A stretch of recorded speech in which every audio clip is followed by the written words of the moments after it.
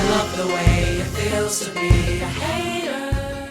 Jake Paul, March Lincoln Bile. I infiltrated a middle school in the least creepy way possible. Welcome to the world of Diary of a Wimpy Kid. Jeff Kinney is the genius behind this operation and is the author of the best-selling children's series that has won many prestigious awards like the Nobel Peace Prize, the Kids' Choice Award, a Grammy, the Nobel Peace Prize. These books are so good that he deserves two. Jeff Kinney, more like Jeff Kidney, because he filters out the waste in this world.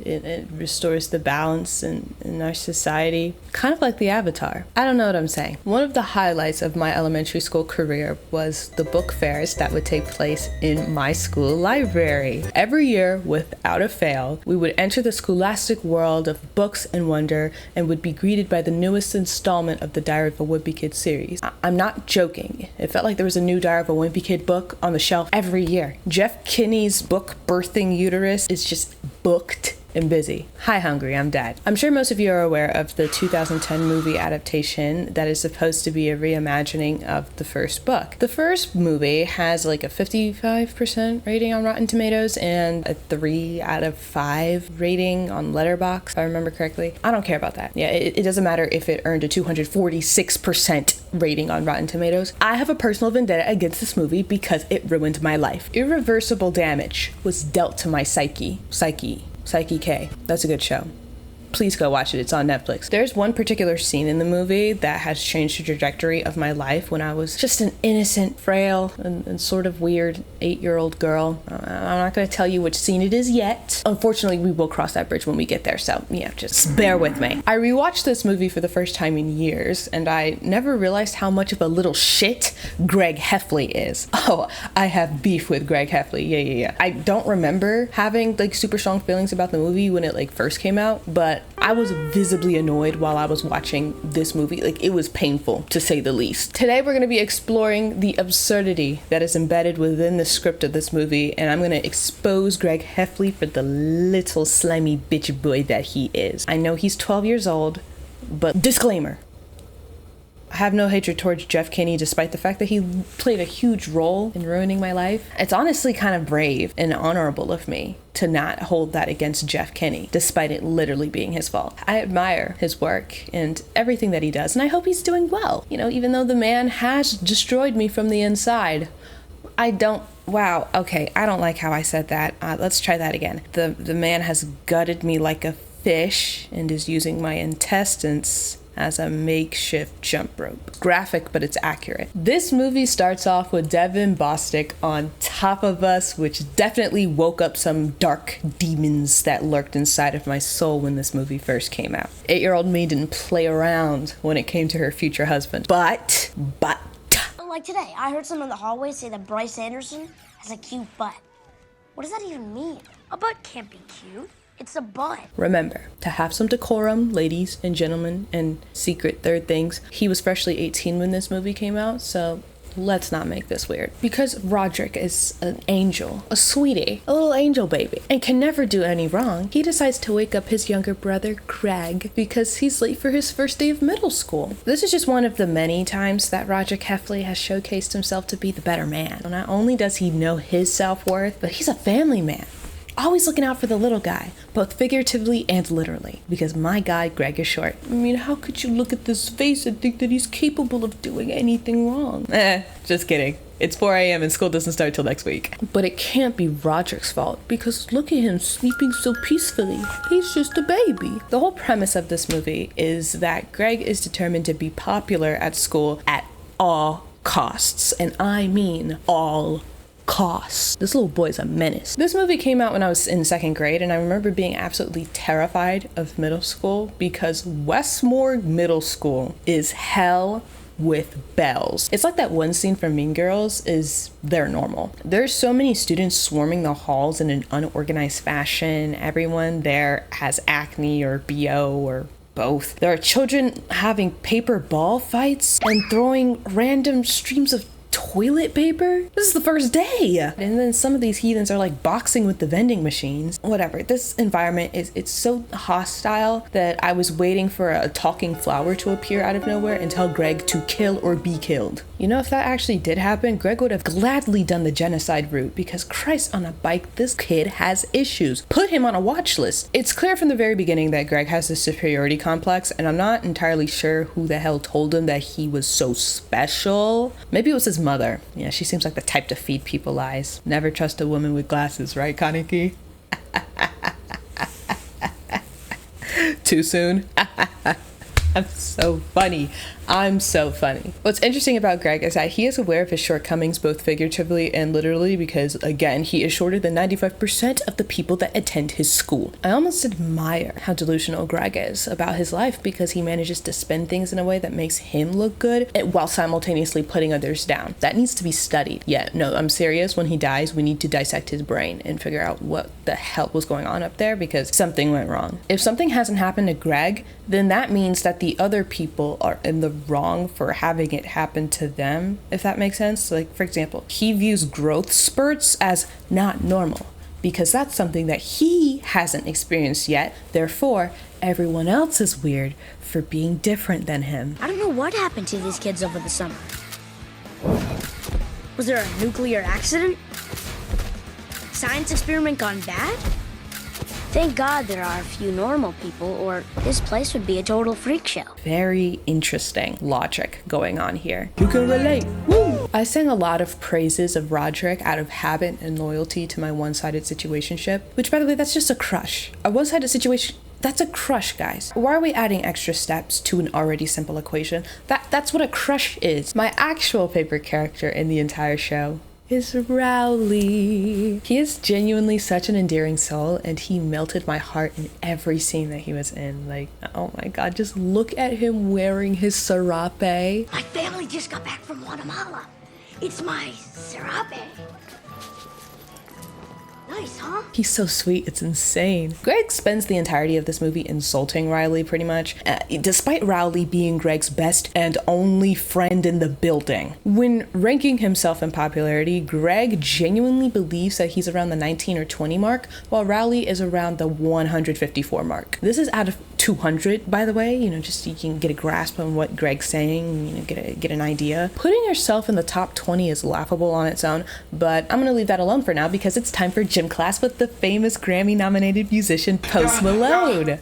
I'm Coach Malone, and I am your gym teacher. Oh, that's Coach Malone. Oh, my bad, Posty. Or Coachy?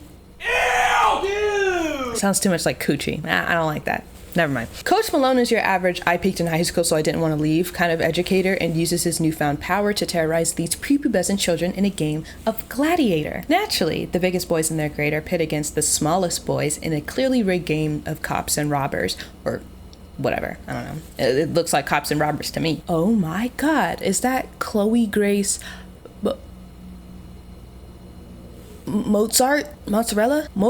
Is it Mrs. Zaraz? I don't know what you're saying. You know what I'm talking about. I don't remember her last name. I'm sorry. But she was that girl that was in every movie in the early 2010s. I miss her. We used to be a proper country. Hope she's doing well. Chloe's character, Angie, is clearly the cynical outcast of the school. Can't you tell? She lurks in the shadows and wears sunglasses even though the shadows are already dark, so the sunglasses are not necessary. Riley is in awe that a girl is talking to him at all for this long, but Greg gets the heebie-jeebies immediately from her because she lurks in the shadows and wears sunglasses even though the shadows are already dark, so she doesn't need to have the sunglasses. Right. Angie was spitting, low-key, because she was talking about like how pointless middle school hierarchies are and blah, blah, blah, blah, blah. Clearly she's the only self-aware person in the movie, but you know, Greg is too delulu to care about what she's saying. Oh no. So Greg almost touches this nasty ass piece of cheese that has been baking in the sun for God knows how long. And my only question is, why the hell would you want to touch that? That is disgusting. This is a 2001 A Space Odyssey. We don't need to be touching all foreign objects that come into our field of vision like mindless monkeys. Chirag Gupta, yes, that's the same kid from Jessie. Yes. Oh, look, it's Ravi. Yes. Can we move on, please? Chirag Gupta stops Greg before he makes the biggest mistake of his life. I'm not gonna bore you with the origin story of the cheese touch, but just know that having the cheese touch would make Greg's mission to being popular very, very difficult. So don't touch it. I mean, you shouldn't touch it in general. It's disgusting. It's a nasty ass piece of cheese. Why would you want to touch that? I'm not crazy. I feel like I'm being gaslit right now. That seriously cannot be a sentence that needs to be said out loud. Oh my god, whatever. I digress. This is a terrible place. Yeah, you can say that twice. This is a terrible place. Okay, Pete repeat. You didn't actually have to say it twice. Alright, cool. Thanks, Shirag. Hey, Bojack, I'm Pete, but they call me Pete Repeat because I always say everything twice. Everything. Yeah, it's kind of my thing. I kind of have to pee. Do you? Yeah, let's go to the bathroom. Never mind, let's go eat first. The cafeteria at this school is like every other cafeteria you have ever seen in a coming age movie ever. Despite this being everyone's first day, the cliques have already formed and the tables are already claimed. Oh boy, where are they gonna sit? Of course it's gonna be by the trash cans, all right? It's the first day. How dare you expect to sit at a table on your first day? You'll get the guest room when you've earned the guest room. You'll get the guest room when you've earned the guest room. As if this day couldn't get any worse for Greg. Everyone else is having a great time. Rowley shouts the forbidden question out in front of the whole school, or I guess in front of a lot of people in the school. I don't, whatever. But at least I wasn't humiliated. Hey, Greg! You want to come over and play?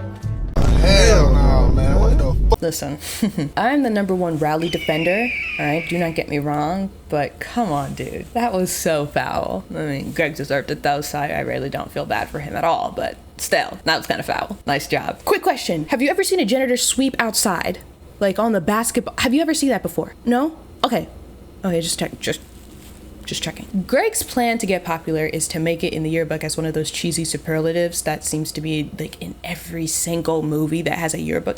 In every school I've ever been to, there's too many students, way too populated to have superlatives. So it really just didn't seem fair to assume this one kid was going to be the most successful out of the 500 kids that were in my grade alone. Yeah, it just, statistically that could not possibly have worked. Didn't our valedictorian cheat to stay valedictorian? Wait a minute, didn't they cheat on like an English test? Whoa, y'all didn't hear that from me. The thing about Greg is that throughout the movie so far, he has not expressed any interest in anything specific outside of being popular, but that doesn't count. He is the average boy who likes video games and sports, but you know, only in like a general sense. Like he doesn't seem really passionate about anything specifically. Like when he's looking at clubs to join for school, he isn't trying to join a club that he's actually interested in. He just wants to join a club that will give him the most clout. Has he tried just being a TikToker? Like I'm confused, like a prankster, like a prank TikToker. Thanks to the WWE, Greg sees the wrestling club and assumes that he will be the next John Cena or something. Next Dwayne The Rock Johnson. Were they good at wrestling? I don't know. Actually, don't answer that because I can already hear the wrestling fans getting ready to info dump in my comments. Look, guys, I don't actually care. Please stop typing. Please, I don't care. Of course, we, the beautiful and smart audience, stop. Y'all are too nice. We know that the middle school wrestling is anything but glamorous and throwing chairs for no reason. It's uncomfortable for both them and us because I don't want to be looking at a 12-year-old boy wearing a leotard. It may have been cute at one point, but they're past their expiration date. It's not cute anymore. Of course, wrestling is a fail for Greg because we're only a third of the way through the movie. All right, we got a lot of movie left. Also, he gets his ass whooped by the weird kid and a girl. So that was fun to watch. The girl, her name's Patty, by the way. Speaking of the weird kid, though, his name is Fregley. It skipped over a few scenes that had Fregley in them because this child is the bane of my existence. I've said this before on other platforms, and I think I said this on my second channel. I have a second channel, by the way, guys. But I really don't like shows like Clarence, Fanboy and Chum Chum, and Sanjay and Craig because of one reason. Those little boys are so fucking disgusting. I'm not a germaphobe by any means, but they are so gross. I love 12-year-old boy humor, but it's not good when that's the foundation of your show. Fregley reminds me of every fictional character that I despise because he is so disgusting of a character. I'm breaking out in the hives. Ugh. Listen, weird characters are cool, all right? In fact, I usually end up loving the weird characters. I mean, look at Rowley.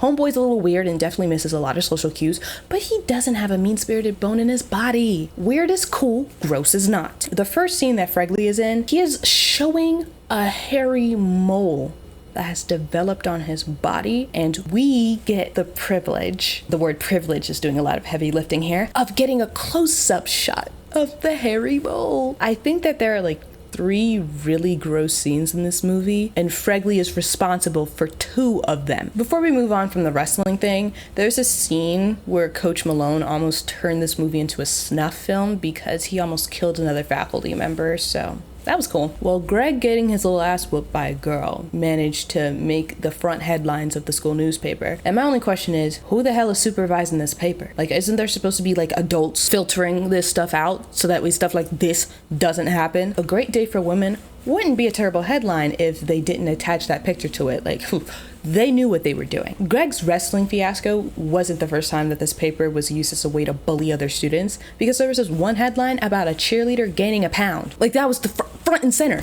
What is this, Gossip Girl? Where are your parents? The school newspaper tanked Greg's imaginary popularity ranking from number 19 to number 72. Bojangles, you got served. And so Greg's new plan is to aim for best dressed superlative, but adorable Rowley uses this as an opportunity to dress up too, and look, they match. This is a pivotal moment in the story because now Greg thinks that Rowley isn't good enough to be his friend. In one of their classes, which by the way, I don't know what class this is. It looks like a science room just based off of the decor, but I don't understand why they were watching it. Whatever. Okay, anyway. In one of their classes, they watch one of those like outdated informational videos about how cool it is to be yourself. I mean, first of all, that's Rowley's whole shtick. My mom told me to just be myself and people would like me. Unfortunately, the delusion was cranked to a 10 for Greg because when the dude in the movie said, It really is awesome to be me, Greg heard, it's a great day to be me. It's a great day to be Greg Heffley. Me. Everybody needs to be me. Huh? That's not what that means. It's honestly astounding how his mind works. I'm telling you, we need to dissect his brain when he dies. It needs to be studied. Greg uses his new philosophy on Rowley by molding him to be the perfect best friend. He wants to change Rowley's clothes, the way he walks, his bike, and tries to get him to be cool in front of the popular kids, and Hey, Bryce. Yeah, hey, Bryce. Cute butt. You're killing me. bless Rowley's heart. It's spooky season, the horniest time of the year because everybody wants to fuck Ghostface for some reason. Yeah, I know what you're into. I know I can't judge, but I'm doing it anyway. I'm not gonna bore you with the details, but Greg and Rowley make a few enemies during Halloween because Greg provoked some teenagers that decided to play a prank on them by like threatening to call the cops or something. I don't know, it was really weird. Anyway, Greg shouldn't have poked this bear, but this is like the one and only time in this entire movie that I'm not gonna completely blame Greg for this whole ordeal because those teenagers are probably bigger losers than Greg is. No. Pause. Definitely bigger losers than Greg is. Like, how bored do you have to be in order to chase a bunch of kids around all night on Halloween? They either need to get some beer or get some bitches or both. The line delivery in this one scene is so funny. I like actually audibly laughed for the first time while watching the movie. Are you kidding me? I'm gonna rip off your arms and punch you in the face with your own fists. Like, it really is not that funny on its own, but I needed a laugh because I was slowly developing a brain tumor and it was shaped like Greg Heffley. Oh my god, my foot is falling asleep. Wake up. On a positive note though, Roderick with eyeliner. Everybody cheered. Me included. I'm the one in the front with the pom-poms. I'm only gonna mention this briefly right now, but Greg and Rowley, they signed up to be in the school's like safety patrol, ACAB, by the way. This doesn't mean much to the story right now, but you know, just keep that in the back of your mind as we keep on keeping on. It's Christmas break and the boys are playing their favorite game. Throw the ball at the other one who's riding the bike. Yeah, I honestly don't know what the point of this is, but that doesn't really matter. According to the dialogue, Greg always makes some half-assed excuse to be the thrower, while Rowley is always the one that's on the bike. What a great friendship between equals. So Rowley is biking down the hill while Greg throws the football at him. Unfortunately though, when Greg throws the ball, it actually hits the wheel while Rowley is going down the hill, and then, you know, it kind of just launches Rowley into a bed of snow. Don't let Frozen fool you, okay? That snow bed did not do him any favors. Now Rowley is sporting a cast for his broken arm, and this injury has attracted a lot of attention his way. How do you think Greg felt about Rowley's newfound attention? I couldn't believe it. Rowley was eating at an actual table because of something I did. Where's my credit? Is being the biggest attention whore known to man a middle child thing or something? Like, I don't get it, because Greg is a middle child. I haven't really talked about his younger brother a lot, but that's because he just doesn't. He's just there. Is this just a middle child thing to just constantly seek attention? Like, how far up your ass do you have to be to A, feel zero remorse for breaking someone else's arm, by the way, and B, to want popularity for the shitty thing you did just because it's bringing positive attention to that person? Are you crazy? Yes. The answer is yes. Why did I keep asking? Yes. The answer is obviously yes. At this point, I was just so sick of Greg that I did not see a redemption arc in his future. The broken arm shit isn't even the breaking point for Rowley. The breaking point was right here. I'm so funny. Hi, hungry, I'm dead. I already made that joke earlier. I'm making it again. Yeah, the broken arm shit didn't deter Rowley from staying friends with Greg, which already makes him better than me, honestly. Like, I would have lost my shit if somebody did something like that to me. I didn't have the gall to at least apologize for it, because we all know Greg didn't apologize. He doesn't even look sorry at all. All right, guys.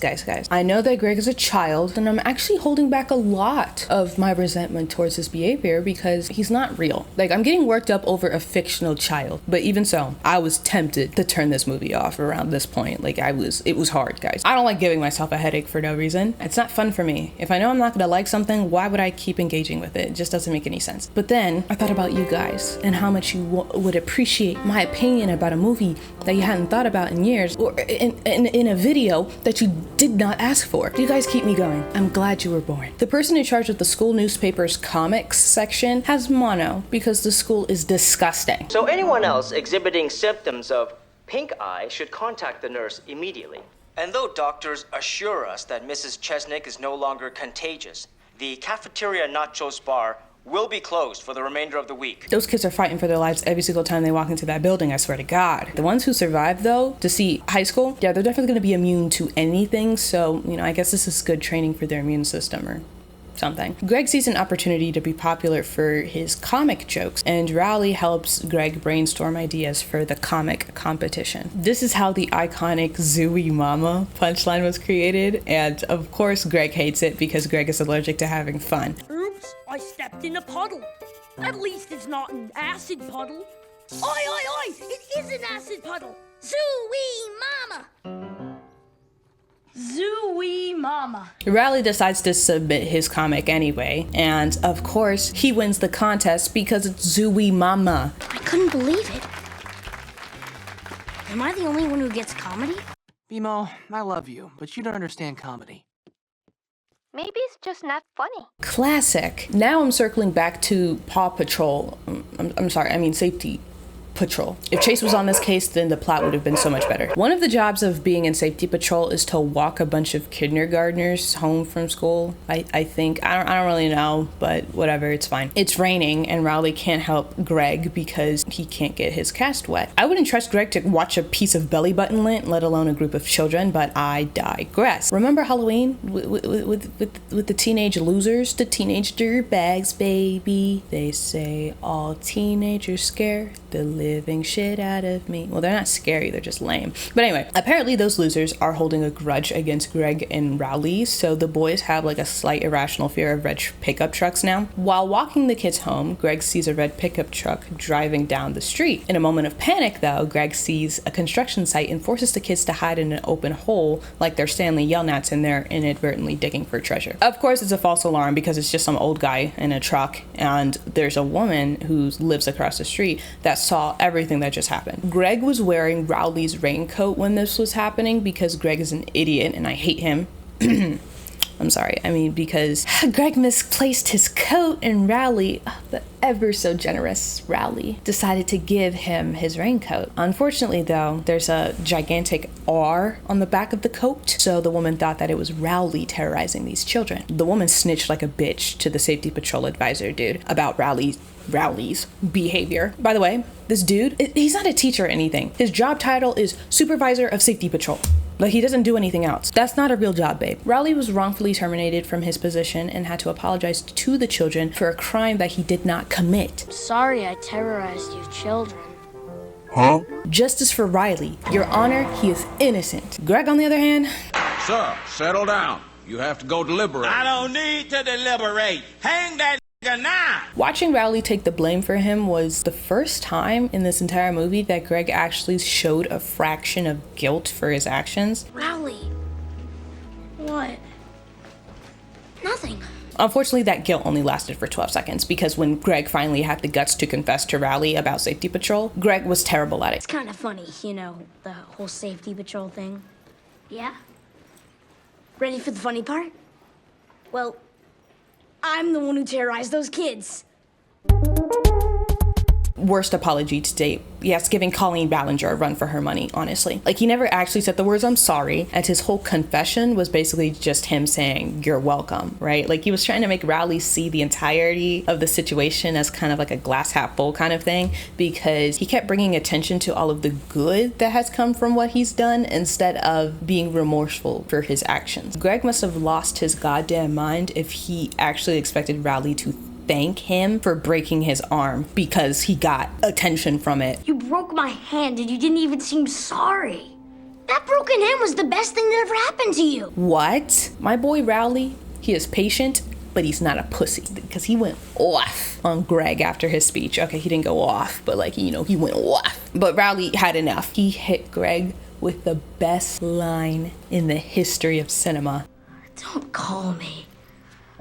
Don't come by my house.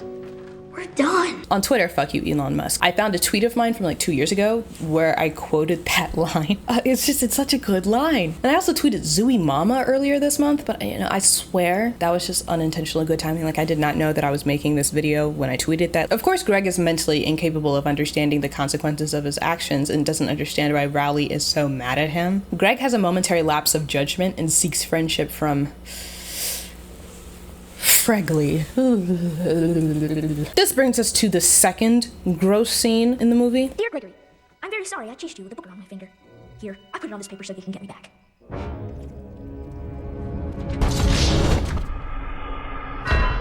He didn't exaggerate that reaction at all. And in fact, I would have taken it a step further by never waking up again. Since Friendship Hour with Fregley was traumatizing enough, Greg decides to join the school play in order to show off how talented he is to Rowley and win him over. To everyone's surprise, Greg has some pipes. I'm like, put him on American Idol.